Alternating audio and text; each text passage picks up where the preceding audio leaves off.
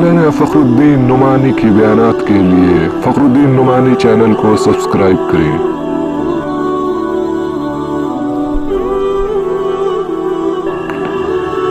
फ़खरुद्दीन नुमानी।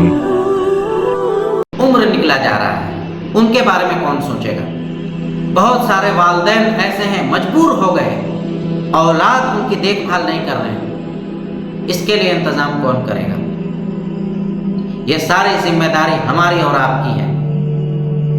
चलने के लिए सही से रास्ते नहीं हैं, इसके बारे में कौन सोचेगा। मुआशरे में सफाई नहीं है, इसके बारे में कौन सोचेगा। हर शख्स की सोचने की जिम्मेदारी है। अल्लाह तबारक व तआला ने हाथ पांव दिया, अक्ल दिया, दिमाग दिया सोचने के लिए। एक शख्स इस दुनिया में आता है कितना काम कर जाता है और दूसरा कुछ नहीं करता है, सही से अपनी जिंदगी भी नहीं गुजार पाता। उसकी वजह, अगर आप वजह तलाश करेंगे तो आपको बहुत पीछे जाना पड़ेगा और उसकी एक ही वजह मिलेगी और वो है गुर्बत। और गुर्बत की वजह आप तलाश करेंगे तो तालीम से नावाकिफियत है। बहुत सारे ऐसे बच्चे हैं जो आला तालीम हासिल कर रहे थे, वालिद का इंतकाल हो गया। अब उनके तालीम के आगे के बारे में कौन सोचेगा। क्या हमारे पास कोई ऐसी तंजीम है। सुनने को तो बहुत मिलता है, ये तंजीम, वो तंजीम, ये फाउंडेशन, वो फाउंडेशन,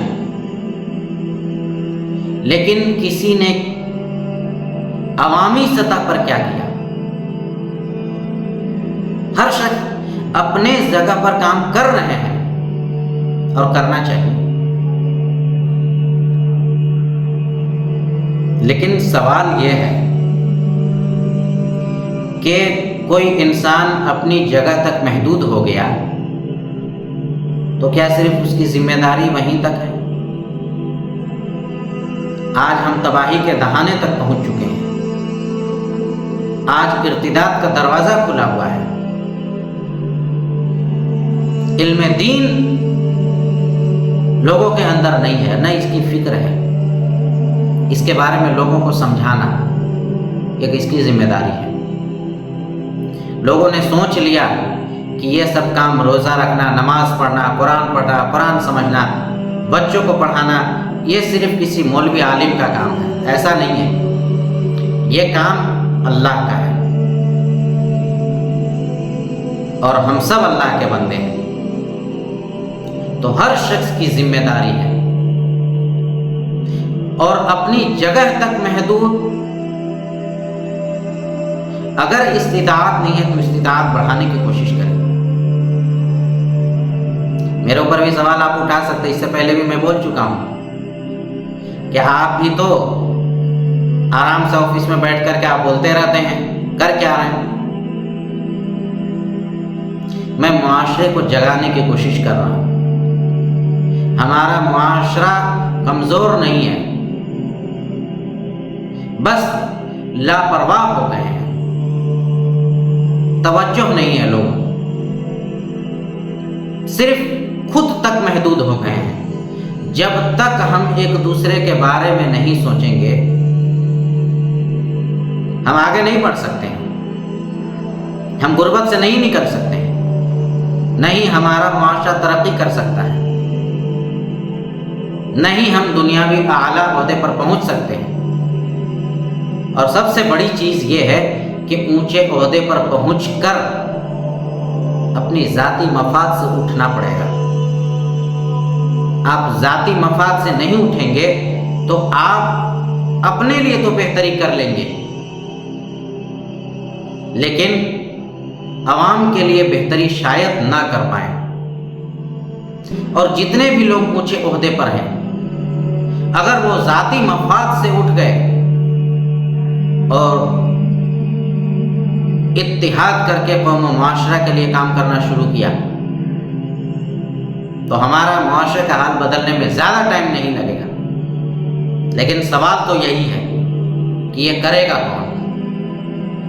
ہر شخص کے دل میں یہ ہوتا ہے کہ ہمارے بچے پڑھتے ہیں، ہمارے بچے سے مراد ہمارے قوم کے بچے، لیکن کس طریقے سے پڑھے، کہاں پڑھے، اس کے بارے میں کوئی توجہ نہیں۔ بس پڑھیں،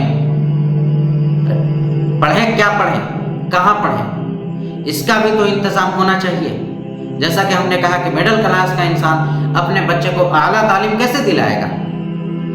آج بچے جو لو کوالٹی کا اسکول ہے اس میں پڑھ رہے ہیں، 5, 7, 8 میں چلے گئے بچے، انگلش میں بات کرنے کے لیاقت نہیں ہے، اور والدین اس طریقے سے پڑھے لکھے ہیں نہیں کہ اپنے بچے کی کم علمی پر کسی سے پوچھ تاچھ کریں، اور پوچھ تاچھ بھی وہ کیسے کر سکتے ہیں؟ اس لیول کی اسکول میں جب آپ بچے کو ڈالیں گے تو آپ کوئی بہت اونچا امید نہیں رکھ سکتے ہیں، اور ہائی لیول کے اسکول میں ڈالنے کی معاشی اعتبار سے صلاحیت نہیں ہے۔ تو ہر چیز کا ایک ہی علاج ہے کہ ہم لوگ اپنی ذاتی مفاد سے ہٹ کر قوم و معاشرہ کی بہتری کے لیے سوچیں، اور جتنا ممکن ہو سکے ہم وہ کام کریں، کیونکہ 2023 میں جو لوگ ہیں 2070-80 آتے آتے تک تو تقریباً 90% لوگ چلے ہی جائیں گے۔